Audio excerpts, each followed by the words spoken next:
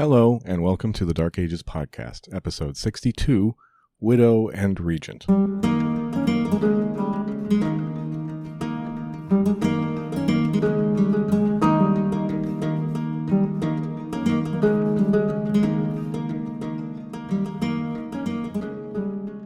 This is part 2 of the biography of Queen Brunhilda, and once again I have underestimated my subject and overestimated my ability to stay on topic.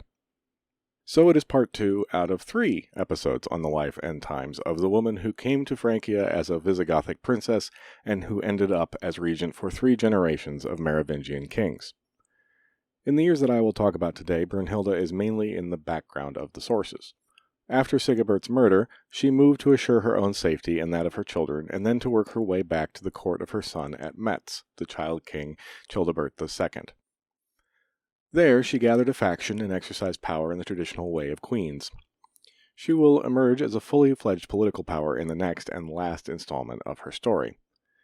Because Brunhilda is in such an incubation period here, there will be plenty of digressions today, aimed at providing some context, both cultural and political, and there will be some names and events that we've already talked about cropping up again. Some of that detail that I swore I wasn't going to go into will be making an appearance today, so those of you who were disappointed about that can get your fix. But before I start on any of that, the time has come for me to address a geographical situation that I have been avoiding up until now. It is conventional to divide the Frankish Empire into 4 constituent kingdoms within the former Gaulish territories. These are Austrasia, Neustria, Aquitaine, and Burgundy. Territories outside Gaul, such as the Saxon territories beyond the Rhine, are treated separately from these core kingdoms. I have not used these with any regularity except for Aquitaine because up until now, the territorial divisions between the various brothers have been too patchwork for them to actually be descriptive of anything in particular. Now, in the last third of the 6th century, territories are beginning to become more cohesive, and it begins to make sense to use the territorial terms. These names were current at the time. Gregory uses them occasionally, but more often as a general regional name, not as political entities. Using them as such is more a product of later historians trying to impose some order on all of this stuff. So if you look up any of these people today, you may see them referred to as, for example, Childebert II, King of Austrasia. They may also be referred to as the king of their principal city, Childebert, King of Metz, for example, but that really is pushing it. The idea of a single capital isn't necessarily particularly meaningful, and since it's just another source of confusion for us, I will not be using the city approach. So, for reference, here is my quick description of the 4 kingdoms of Francia. And keep in mind that any particular king's territory may include plenty outside the boundaries I describe, and the boundaries themselves are all fuzzy and subject to shift. Starting at the top of the map, we have Austrasia. Historians often speak of Austrasia as the Frankish heartland because it includes the regions of northern Gaul that Clovis and his forebears originally settled. Austrasia is a Latin construction that means East Land, and may be a transliteration of a Frankish name along the lines of Österreich, so a similar etymology to modern Austria. It spanned the Rhine and stretched west to east, roughly from modern Calais into Hesse in Germany, and north to south from the southern provinces of the Netherlands down into the Grand Est region of France, and nearly to Switzerland. Metz was the chief city at the time of Brunhilda's marriage to Merovech, with Tournai and Cologne being other major settlements. Austrasia will be the setting of much of today's episode, since the young Childebert II was king of Austrasia, with Brunhilda to be his regent.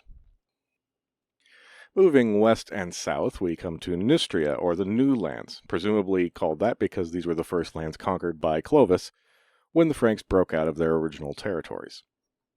Its boundaries are more easily grasped than Austrasia, since it lies between the Somme and the Loire rivers, with the forests of Brittany forming a western frontier and the forest of the Silva Carbonara in the southeast. I've mentioned the Carbonara before. It was a densely forested region south of modern Brussels, which formed a significant barrier to movement, especially movement of armies. Paris, Soissons, and Reims all fall within Neustria's boundaries, and Tours' position on the natural border of the Loire meant it changed hands frequently, and gave Gregory plenty to write about. On the other side of the Loire was Aquitaine, which we are all quite familiar with, since it was a Roman province, and we've talked about it a bunch. It was prime territory, though not as heavily urbanized in Roman times as other regions. The Franks asserted their control, but in general were less likely to settle en masse south of the Loire, and as a result, the old Gallo-Roman aristocracy maintained higher status for longer than their northern compatriots. So southern culture developed differently than northern. Aquitaine stretched from the Loire down to the Pyrenees, and from the Atlantic to the central Massif and Auvergne. Bordeaux, Toulouse, Poitiers are major cities. Finally, in the southeast, Burgundy. Burgundy was much larger than the modern understanding of the region, and most mountainous of the four. It controlled the whole length of the Rhone River, which gave it a direct access to the trade routes of the Mediterranean. It also included most of modern Switzerland, Savoie, western parts of Austria and southern Germany, which had until recently been Alemanni territory. The major cities were mainly Lyon and Geneva. There is a pretty good map of the Frankish Empire at the end of the Merovingian period on Wikipedia, which gives an idea of all of this, and I will throw it up on the webpage for this episode and on Instagram.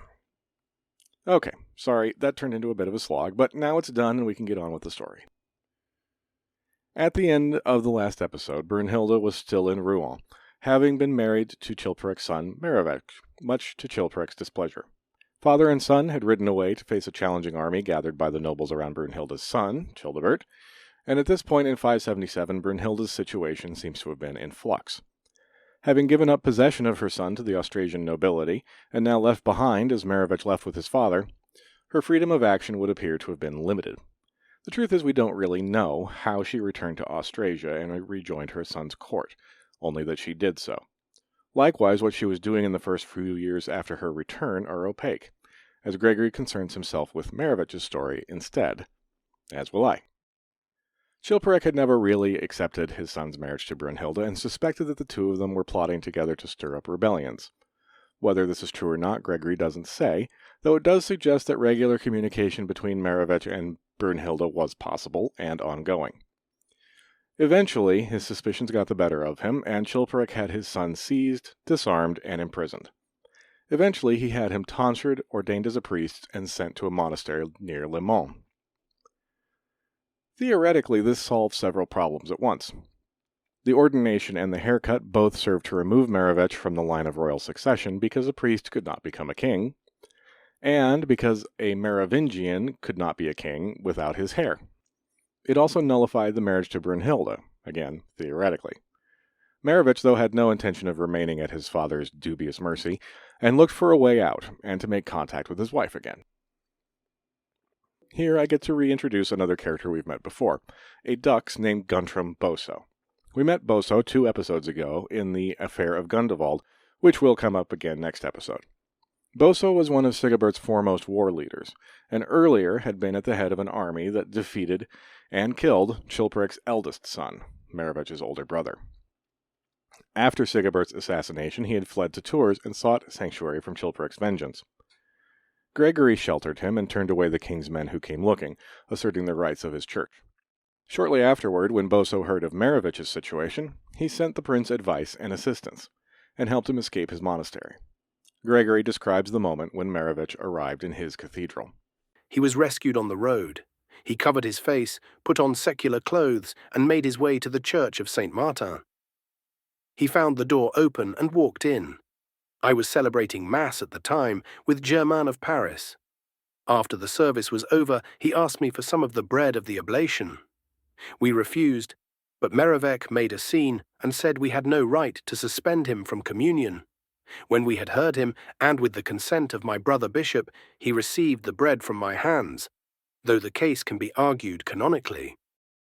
This seemingly theological question of whether by defying his father and leaving the monastery, Merivec had sinned was given practical and pointed immediacy, as Gregory went on to explain.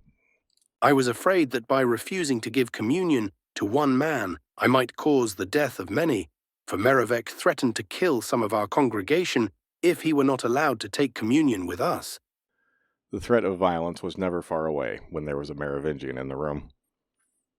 Word of Merivec's presence in Tours reached Chilperic in short order, not too surprising when the Comes of Tours was Chilperic's representative.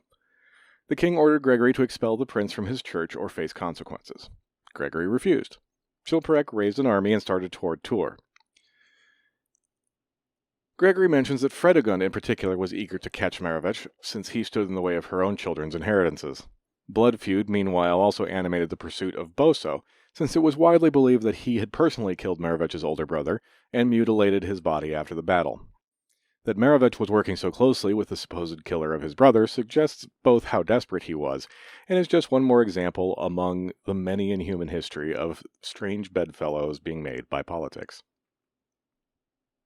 If we take Gregory at face value, Fredegund was secretly a Boso fan, since he had eliminated one of her hated stepsons for her.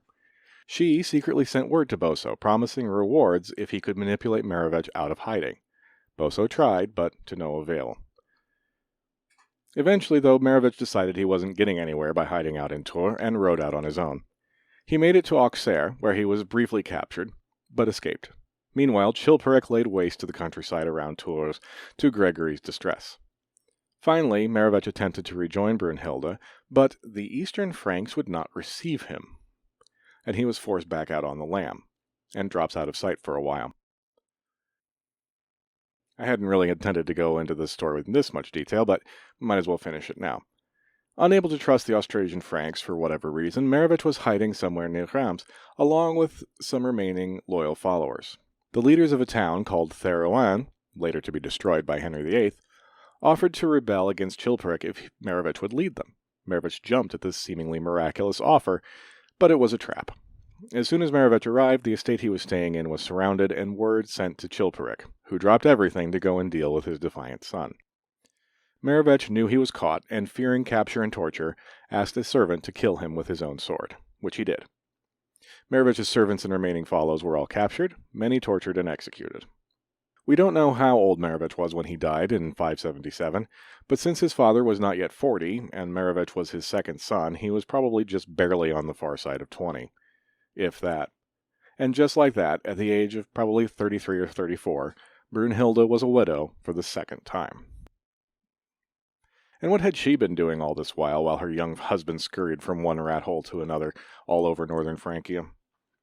Presumably, she had been shoring up her own position, wielding that influence we talked about last time. As Queen Mother, it would have been in her power to grant household positions that could be quite lucrative, and must have worked the connections she already had from before Sigebert's death. It would have been a period of quiet conversations in corners, a time for her to hold her ear to the ground and learn who around her son she could trust, who she should fear, who might be susceptible to bribery or flattery, and who might one day need to be dealt with more firmly. Alas, we cannot know the specifics. We can only be sure that she either was not powerful enough to intervene on Marevich's behalf with the Eastern Franks, or for reasons of her own, she did not want to. In the absence of direct information about Brunhilda's activities, we can turn to Fredegund for a minute. In 579, Chilperic levied new taxes on the landowners of his territories, which, according to Gregory, were onerous beyond reason. A whole gallon of wine was owed for every half-acre of land, which is apparently a lot, and there were further taxes on movable property and employees. It was already a bad year in Frankish territories. Floods hit the Auvergne, the Loire, and the Rhône. An earthquake struck Bordeaux and its hinterlands, followed by widespread fires. The ancient city of Bourges was damaged by severe hail. All of these were simply harbingers of worse to come. An epidemic swept through the populace with fever, vomiting, and, for many, death. It struck the young hardest of all, and here Gregory gives us one of many pieces of evidence counter to the idea that ancient and medieval people loved their children less than we do. And so we lost our little ones, who were so dear to us and sweet, whom we had cherished in our bosoms and dandled in our arms, whom we had fed and nourished with such loving care. As I write, I wipe away my tears, and I repeat once more the words of Job the Blessed, "The Lord has given, and the Lord has taken away." It is one of the most attractive of Gregory's personal qualities that come through in his writing, his obvious concern and affection for the children and poor of his diocese, even though he had none of his own. The epidemic, as is their nature, made no distinctions between high and low, and it struck at Chilperic's family too. Chilperic himself fell ill, but recovered. However, his two youngest children, his sons with Fredegund, were severely affected. Fredegund panicked, had the tax records for her own cities burned, and urged her husband to do the same. "Do what you see me doing. We may still lose our children, but at least we will escape eternal damnation." Chilperic agreed and had the tax registers brought from around his kingdom and destroyed. But Fredegund was right, and the two youngsters died shortly thereafter. Fredegund's scheming to ensure that they would be their father's only heirs had thus come to nothing. Hostile to Chilperic though Gregory is, he is able to concede that after this tragedy the king became much more generous, and gave lavishly to churches and monasteries, as well as directly to the poor. Chilperic had lost at least 4 children by this point, and I can only imagine that might give one pause. In contrast, Gregory offers the example of King Guntram's queen, who died of the same disease, and in a rage at her fate made her husband swear to take vengeance on the doctors who had failed to save her. Forced by honor to complete his vow, he had 2 of her physicians executed immediately following the funeral. Besides the wide variety of human reactions to mortality, there's another point I want to draw out from Fredegund's story, and that's the existence of tax registers. It speaks to a level of praxis and record-keeping that doesn't really jibe with the image that immediately may form in our heads when we think of early medieval government. I've said plenty of times that my use of the phrase Dark Ages is me thinking of the absence of historical documentation. But just because documents don't exist now does not mean that they were never created. While it would have been nowhere near the volume produced by the Roman bureaucracy, which we'll talk about in a little bit, the Frankish kingdoms would have generated plenty of administrative paperwork. Not paper, but you know what I mean. It's just that no one thought to save any of them, which is inconsiderate for future historians, but understandable, really. Within a year or two of these tragedies, Brunhilda finally comes back into view, exercising power now among and upon the nobles of Austrasia, with varying results. 2 of them, named Ursio and Berthefrid, were engaged in a running feud with another, named Lupus. Lupus was Dux of Champagne, a wealthy and influential man, and one of Brunhilda's supporters. Berthefrid and Ursio conspired to have Lupus killed, and formed an alliance to that end, and sent an army into his territory. They were probably hoping to bring him to open battle where he could be targeted and killed. How big these forces were is unknown, but they probably were simple raiding parties of a few hundred. Not that it mattered, the disturbance of the peace like this was exactly the kind of thing that royal power was supposed to keep a lid on. Brunhilda acted, and Gregory's recounting is full of admiration. With a vigor that would have become a man, she rose in her wrath and took her stand between the 2 enemy forces. "Stop," she shouted. "Warriors, I command you to stop this wicked behavior, stop harassing this person who has done you no harm, stop fighting each other and bringing disaster upon our country just because of this one man." "Stand back, woman," answered Ursio. "It should have been enough that you held regal power when your husband was alive. Now your son is on the throne, and his kingdom is under our control, not yours. Stand back, I say, or you will be trodden down into the ground by our horses' hooves." For some time they shouted at each other, but in the end the queen prevailed and stopped the conflict. Combat was averted, but the conflict remained. Brunhilda was not powerful enough to put an end to the feud for good. After departing the battlefield, Ursio and friends still raided at least one of Lupus's estates and carried off valuables. What we have here is an Austrasian court split into 2 factions. Let's call them the royals and the nobles. The royals were those who supported young Childebert II and Brunhilda as his regent. The noble faction, meanwhile, strove mainly to keep royal power from interfering too much with their own affairs and activities, and to oppose any initiatives that might decrease their freedom of action.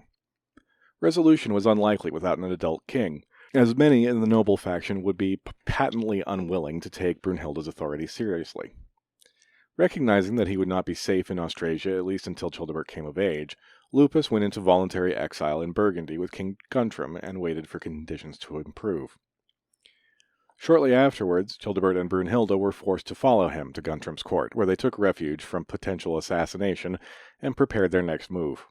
Guntram proved key to the success of Brunhilda and the royalists. He had no natural heirs, and in 587 Brunhilda convinced him to adopt Childebert in an agreement called the Pact of Andelot. Guntram provided support for the royalists to return to Austrasia and subdue the nobles, and would continue to support the regime until his death in 592. The royalist return was violent. Ursio and Berthefrid, who had made so much trouble, were driven out of their fortress and killed, and the nobility were, shall we say, realigned. According to Gregory, "At this time a great number of men emigrated to other regions, for they were greatly afraid of the king. Certain dukes were demoted from their dukedoms, and others were promoted to replace them."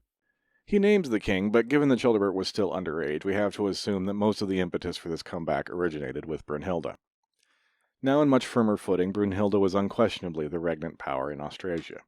She pushed administrative reforms and insisted on royal rights, many of which had been eroded by noble intransigence. She also distributed patronage by endowing abbeys and churches, and worked to rebuild and refurbish the old Roman road system. Brunhilda carried on making dynastic arrangements as well. Specifically, she arranged the marriage of her daughter Ingund to the Visigothic prince Hermenegild. I told their story already in episode 52, A Saintly Prince, almost exactly a year ago. Their marriage in 579 was a diplomatic success for Brunhilda, but as she set off her 13-year-old to retrace the steps that she herself had taken when she came to Francia, Brunhilda would have known she was likely to never see her again. So it proved, as Ingund and her husband died just 6 years later, following his Catholic conversion and subsequent rebellion. Arrangement for Brunhilda's other daughter, Clodocinda, were less successful. She was initially betrothed to the king of the Lombards, who was attempting to outmaneuver the Byzantines with the Frankish alliance. But the vagaries of diplomacy kept that deal from being finalized. She was then to marry Recared, the king of the Visigoths, but again the marriage fell through. This time it was nixed by Guntram, who was not a fan of the new Visigoth king, at least not in that particular moment. What ultimately happened to Clodocinda is not actually explicitly mentioned in any surviving source. She may have stayed closer to home and married a Burgundian noble, but it's unclear. Alongside the building of parties and the arrangement of marriages, Brunhilda also played a traditional queen's role as a patroness of culture.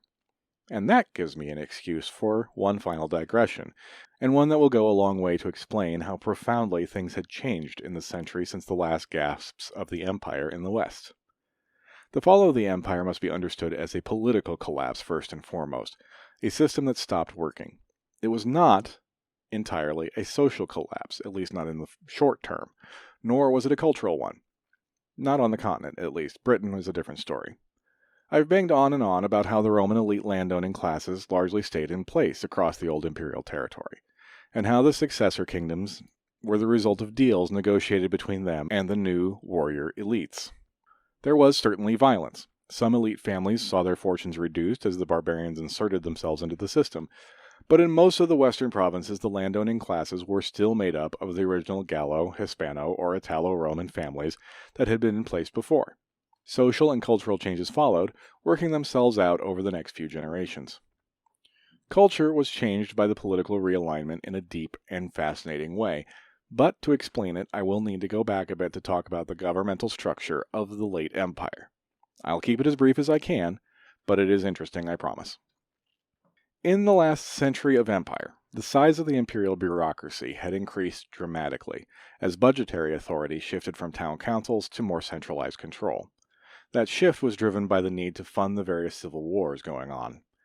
The need to administer a new and very granular land tax system meant that a small army of administrators fanned out across the empire to assess property values and collect dues. This expansion had an important effect on the behavior of the local landowning elites. Rather than seek status and advantage by serving on city councils, as had been the previous approach, young men of the upper classes sought posts in the imperial apparatus.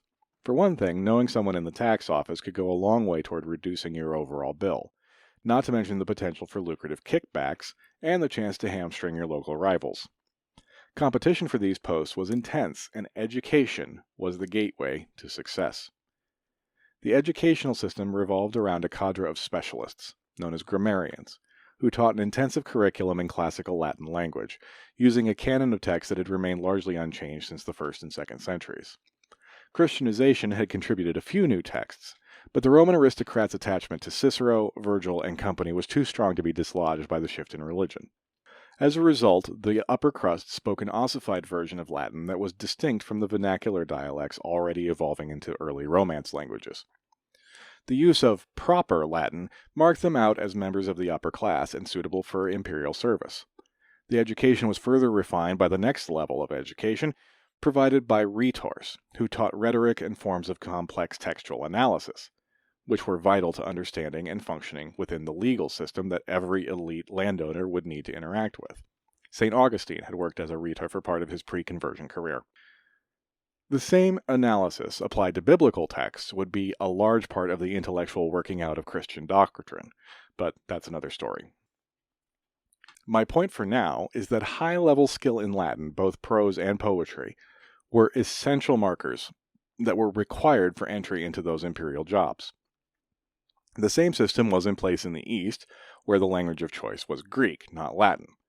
But that alone kept the grammarians and rhetors busy and well employed for the later years of the empire. It meant a high level of literacy among the landowning elites of the provinces because that was how you got ahead. Those elites also took over the top church posts once Constantine and his successors made it clear that the bishops would be part of the government framework as well.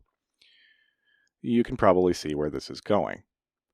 When the governmental structure crumbled, most of those jobs disappeared.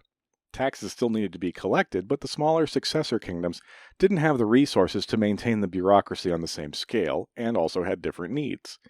What kings of the Franks, Visigoths, Burgundians needed more than civilian administrators was fighting men, and that was who they rewarded with jobs and favor.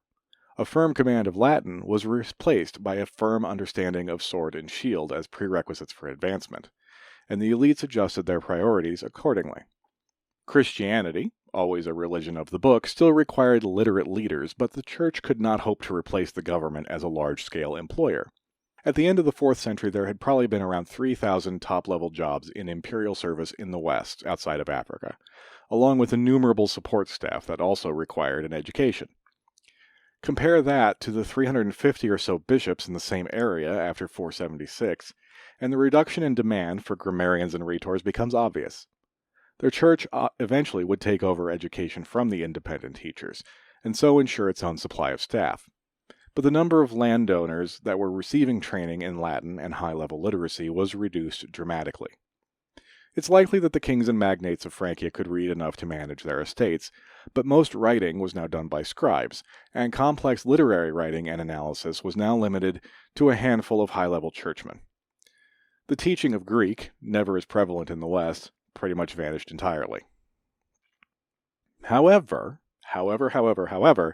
none of that meant that the cultural legacy of Romanitas had ceased to be valued. Latin poets and prose writers could still find patronage at the courts of the Merovingians, as well as in Italy and Spain. Rulers were happy to support anyone who could sing their praises in well-constructed Latin. It's just that there were fewer opportunities for such men available. The epitome of this class of poet was an Italo-Roman named Venantius Fortunatus, born sometime around 530. He made his bones writing praise poems and hymns for the royal courts and churches of the Merovingians. Some of his work actually survives as part of modern Catholic and Anglican liturgy, but his earliest known work was a panegyric written to celebrate the marriage of Sigebert and Brunhilda. See, told you we'd get back to her eventually. Here's a bit from that speech. Sipping flowers and charming with delicate humming, bees hide away in combs their delicious honey. Fecund in providing progeny with a pure marriage bed, one desires a flower to bring forth masterful children. Ready by obligations with love for posterity, the twittering bird hurries, hastening toward children. With offspring each, although old, becomes young in them. When all thus reappear, the world has joy. Besides the fact that this reference to birds and bees predates Samuel Taylor Coleridge's supposed invention of the metaphor by 1,200 years, the poem is a little chunk of the old order with complex metaphors and careful formulaic construction. And it is here being valued and supported by Sigebert and Brunhilda and by the whole Merovingian family. Fortunatus would write for most of the Frankish royal courts, as well as a life of St. Martin for Gregory of Tours. The highest point of his career would be as a hymn writer for Queen Abbess Radegund, and he would eventually be appointed Bishop of Poitiers, and died sometime early in the 7th century. With her sponsorship of Fortunatus as well as other poets, Brunhilda carried on the respect for Romanitas as a cultural ideology, even as the political landscape had changed out of all recognition since the days of empire.